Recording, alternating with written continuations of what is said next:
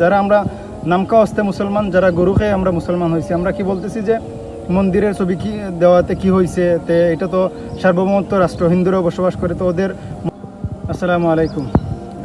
বিগত 2-3 দিন যাবৎ আমরা যে বিষয়টা নিয়ে দেখতেছি, বাংলাদেশ ব্যাংক কর্তৃক যে 20 টাকার নোট বিশেষ করে যে ছাপানো হয়েছে, যেটা নিয়ে সমালোচনা চলছে যে মন্দির কেন। অনেকে সাধু, যারা আমরা নামকা হস্তে মুসলমান, যারা গরু খেয়ে আমরা মুসলমান হয়েছি, আমরা কি বলতেছি যে মন্দিরের ছবি কি দেওয়াতে কি হয়েছে, তে এটা তো সার্বভৌমত্ব রাষ্ট্র, হিন্দুরাও বসবাস করে, তো ওদের মন্দিরের ছবি তাকাতে সমস্যাটা কি?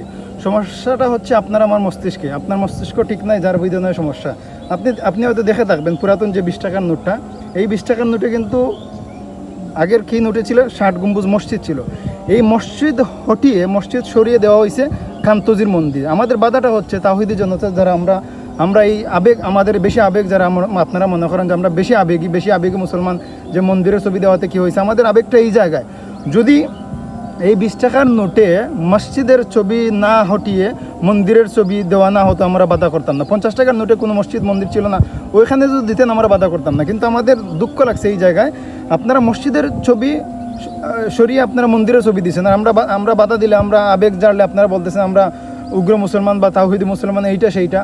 আমরা যারা এই যে আবেগ জানতেছি, এই যে মানে সাধুবাদ জানাচ্ছি, হিন্দুদের সাধুবাদ জানাচ্ছি বা এইটা সেইটা, যারা মন্দির পাহারা দিয়েছেন, এখন তো আপনারা নীরব ভূমিকা পালন করতেছেন।